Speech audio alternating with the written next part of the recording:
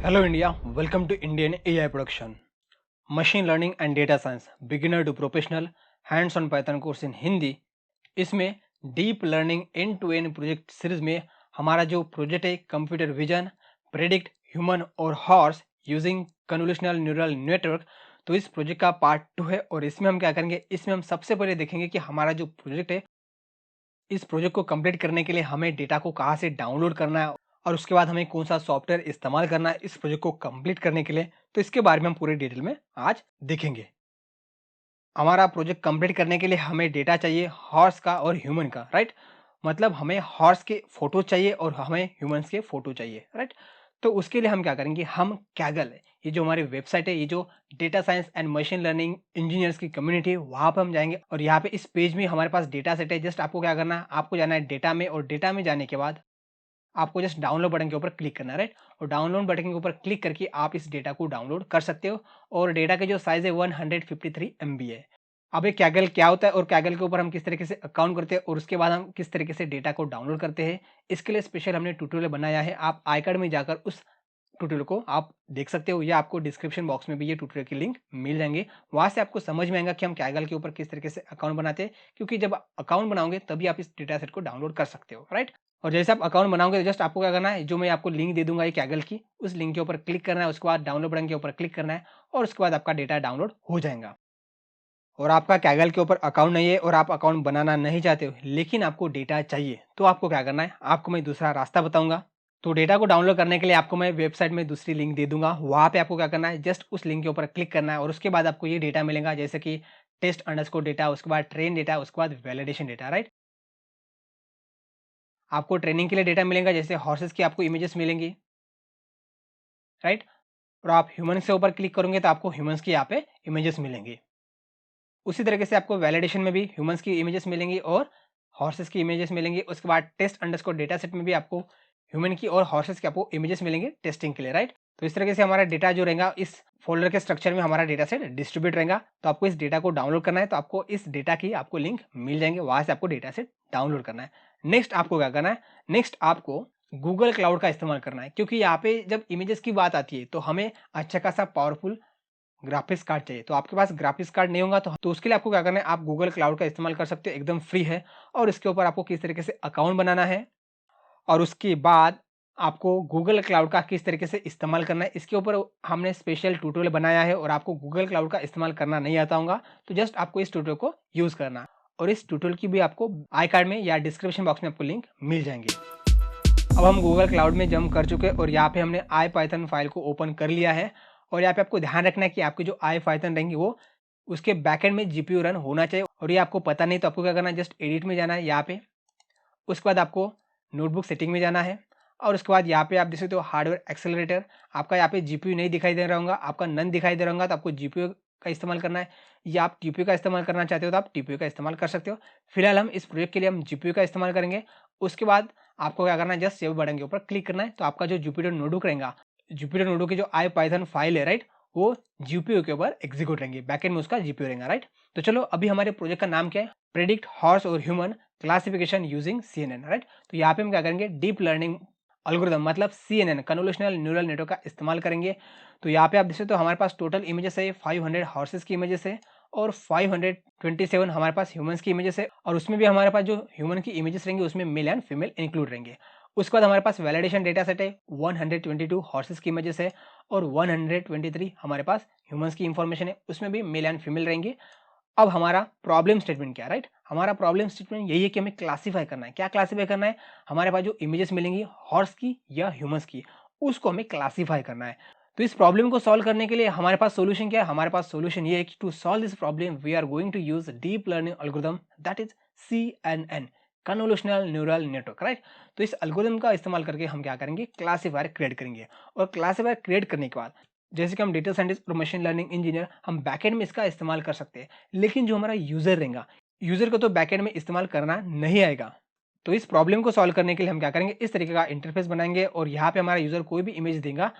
तो जैसे हमारा यूजर इमेज देगा उसके बाद वो प्रेडिक्ट बटन के ऊपर क्लिक करेगा और उसके बाद हमारा जो क्लासीफायर है वो बैकएंड में इस तरीके से काम करेगा कि आपने जो इमेज दी है वो ह्यूमन है या हॉर्स है, राइट। तो इस तरीके से हमारा प्रोजेक्ट काम करेगा। जो data science, machine learning, deep learning का प्रोजेक्ट रहता है, उसमें हमारी फर्स्ट स्टेप क्या रहती है, प्रॉब्लम को हमें समझना पड़ता है। तो यहाँ पे हमने प्रॉब्लम को समझ लिया। नेक्स्ट स्टेप हमारी कौन सी रहती है, हमें डेटा को लेना पड़ेगा। अब यहाँ पे आपको देखना है कि आपका डेटा कहाँ पे है, डिफरेंट डिफरेंट सोर्सेज से आपको डेटा लेना पड़ेगा। तो जैसे कि मैंने आपको पहले ही बता दिया कि हमें जो डेटा लेना है वो हम डेटा लेने वाले कैगल से, राइट। तो हम कैगल से डेटा लेंगे, उसके आपको डिस्क्रिप्शन बॉक्स में लिंक मिल जाएंगे। नेक्स्ट हमें लाइब्रेरीज को इंपोर्ट करना पड़ेगा। जो भी हमारा प्रोजेक्ट है उसको सक्सेसफुली रन करने के लिए हमें कौन सी लाइब्रेरी चाहिए, उस लाइब्रेरीज को हमें यूज करना पड़ेगा। तो अभी हम फिलहाल कौन सी लाइब्रेरी का इस्तेमाल करेंगे, हम यहाँ पे इस्तेमाल करेंगे केराज लाइब्रेरी का, राइट। तो ये केराज एपीआई है और इस केराज एपीआई के बैकएंड में जो काम क्या करता है, काम करता है टेंसरफ्लो। तो चलो सबसे पहले हम क्या करते हैं, रिक्वायर्ड लाइब्रेरीज को इंपोर्ट करते हैं। तो यहाँ पे आपको ध्यान रखना है, हमने डायरेक्ट यहाँ पे केराज को इंपोर्ट किया है। नेक्स्ट हमने केराज से प्री प्रोसेसिंग डॉट इमेज से हमने इमेज डेटा जनरेटर इस क्लास को हमने इंपोर्ट किया है, क्योंकि इसका इस्तेमाल करके हम क्या करेंगे, हमारे पास जो रॉ इमेज है उस रॉ इमेज का इस्तेमाल करके हम ढेर सारी इमेजेस क्रिएट करेंगे। मतलब इमेज ऑगमेंटेशन के लिए हम इमेज डेटा जनरेटर का इस्तेमाल करेंगे। तो यहाँ पे आप देख सकते हो जो केराज है उसके बैकएंड में टेंसरफ्लो रन हो रहा है और आपको केराज का वर्जन चेक करना है। तो जस्ट यहाँ पे आपको क्या करना है, केराज dot underscore underscore version underscore underscore. जैसे आप इस कमांड को एग्जीक्यूट करते हो तो यहाँ पे आपको पता चल जाएगा कि आपका जो केराज है उसका वर्जन क्या है। तो देख सकते हो यहाँ पे हमारा जो केराज का वर्जन है 2.3.1, राइट।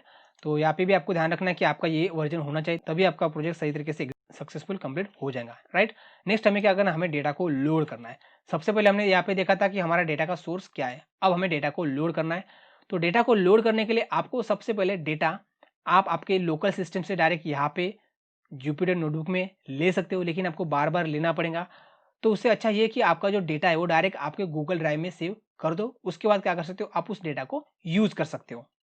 तो जैसे कि यहाँ पे देख सकते हो मैंने गूगल ड्राइव में इस तरीके से डेटा को लोड कर लिया है। एक है टेस्ट अंडरस्कोर डेटा, ट्रेन और उसके बाद है वैलिडेशन। तो इस तरीके से डिफरेंट डिफरेंट फोल्डर से टोटल 3, इस फोल्डर में हमारे पास डिफरेंट डिफरेंट डेटा है जो मैंने आपको बता दिया है। और इसी फॉर्मेट में आपके गूगल ड्राइव में आपको डेटा को लोड करना है, राइट। और ये डेटा सेट आपको डाउनलोड करने के लिए मिल जाएगा। नेक्स्ट हमें क्या करना है, हमारा जो गूगल ड्राइव है उसी ड्राइव से हमें डेटा को लोड करना है हमारे जुपिटर नोटबुक में। तो आपको सबसे पहले ध्यान यही देना है, जो आपका गूगल ड्राइव होगा, जिस ईमेल आईडी से आपका गूगल ड्राइव होगा वही ईमेल आईडी से आपने कोलैब में भी लॉगिन करना चाहिए, नहीं तो आपको दिक्कत आएंगे, राइट। तो यहाँ पे आपका गूगल कोलैब और गूगल ड्राइव दोनों सेम ईमेल आईडी से होगा। तो आपको क्या करना है, जस्ट इस बटन के ऊपर क्लिक करना है। कौन से, इस फोल्डर बटन के ऊपर क्लिक करना है। नेक्स्ट यहाँ पे आपको गूगल ड्राइव का ऑप्शन मिलेगा, तो इसके ऊपर क्लिक करना है। जैसे आप इसके ऊपर क्लिक करते हो तो आपका जो गूगल ड्राइव वो माउंट होना चालू हो जाता है आपके गूगल कोलैब फाइल के साथ, राइट। तो आपको थोड़ा यहाँ पे इंतजार करना पड़ेगा, थोड़ा टाइम लेता है गूगल ड्राइव को माउंट करने के लिए आपके कोलैब के साथ। तो जस्ट यहाँ पे आपको परमिशन देनी पड़ेगी, कनेक्ट टू गूगल ड्राइव।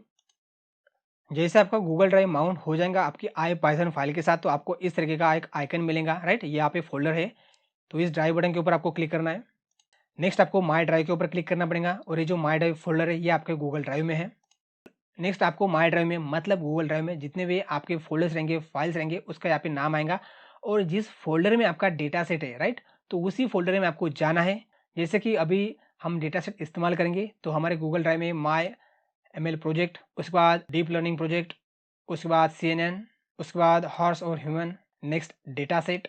तो यहाँ पे इस तरीके का हमारा फोल्डर का पाथ है, लेकिन आपके गूगल ड्राइव में आपके अकॉर्डिंग वो पाथ रहेगा। तो उस तरीके से आपको इस डेटा सेट के ऊपर आपको आना है। तो जैसे कि अभी हमें ट्रेन डेटा सेट का इस्तेमाल करना है, तो आपको क्या करना है, इस फोल्डर के ऊपर राइट बटन क्लिक करनी है। क्या करना है, ट्रेन इस फोल्डर के ऊपर राइट बटन क्लिक करनी है और उसके बाद आपको कॉपी पाथ करना है। कॉपी पाथ करने के बाद आपको जस्ट इस सेल में आना है, उसके बाद आपको डबल कोटेशन के अंदर आपको इस पाथ को पेस्ट कर देना है। नेक्स्ट आपको क्या करना है, इस पाथ को कोई भी आप नाम दे सकते हो, जैसे कि यहाँ पे मैं दे रहा हूँ train underscore data underscore path. Next आपको इक्वल टू साइन देना है।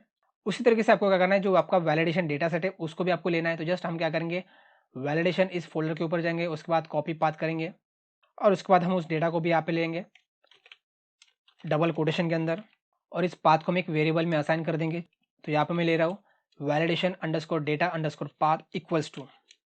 तो चलो अब हम क्या करते हैं, जो हमारे डेटा का जो पाथ है इस वेरिएबल में हमने दे दिया है, तो इस सेल को हम क्या करते हैं, एग्जीक्यूट करते हैं। अब हम क्या करते हैं, हमारा जो कंप्यूटर विजन प्रेडिक्ट हॉर्स और human using convolutional neural network project का जो पार्ट 2 है इसको हम ये पे एंड करते हैं और आने वाले नेक्स्ट पार्ट में हम क्या करेंगे, जो हमारा डेटा सेट है जो हमारे गूगल ड्राइव में, उसको हम लोड करेंगे और उसके बाद हमारे पास टोटल कितनी इमेजेस है? हमारे पास टोटल इमेजेस है 500, राइट? हॉर्सेस की 500 है और हमारे पास ह्यूमन की कितनी है? 527। तो ये जो हमारे पास डेटा सेट, एकदम छोटा डेटा सेट है, इसके ऊपर हम जब डीप लर्निंग एल्गोरिदम को ट्रेन करेंगे, मतलब सीएनएन को हम ट्रेन करेंगे, तो सीएनएन के लिए जो डेटा सेट है, एकदम छोटा डेटा सेट है, तो इस डेटा सेट के ऊपर हमारा एल्गोरिदम सही तरीके से ट्रेन नहीं हो पाएगा। तो उसके लिए हमारे पास ढेर सारी इमेजेस चाहिए, बट हमारे पास तो इतनी इमेजेस है, तो हम क्या करेंगे, यही इमेजेस का इस्तेमाल करके हम ऑगमेंटेशन का इस्तेमाल करेंगे। तो वहाँ पे हम क्या करेंगे, ढेर सारे इमेजेस क्रिएट करेंगे जो हमारे पास एग्जिस्टिंग इमेजेस है, और उसके बाद उस इमेज का इस्तेमाल करके हम कन्वोल्यूशनल न्यूरल नेटवर्क को ट्रेन करेंगे। तो इसको हम देखेंगे आने वाले पार्ट 3 में। तो चलो इस ट्यूटोरियल को हम यहीं पे एंड करते हैं, और आज के ट्यूटोरियल में हमने जो भी प्रैक्टिकल किया तो उसका आपको सोर्स कोड चाहिए, तो उसके लिए आपको डिस्क्रिप्शन बॉक्स में इसकी लिंक नहीं मिलेंगी। आपको इस डेटा सेट की लिंक चाहिए, तो आपको पार्ट 3 देखना पड़ेगा, तभी आपको उस पार्ट के डिस्क्रिप्शन बॉक्स में आपको लिंक मिल जाएंगी। तो चलो अब हम मिलेंगे पार्ट 3 में, तब तक के लिए सीखते सिखाते कुछ इंप्लीमेंट करते रहो। धन्यवाद।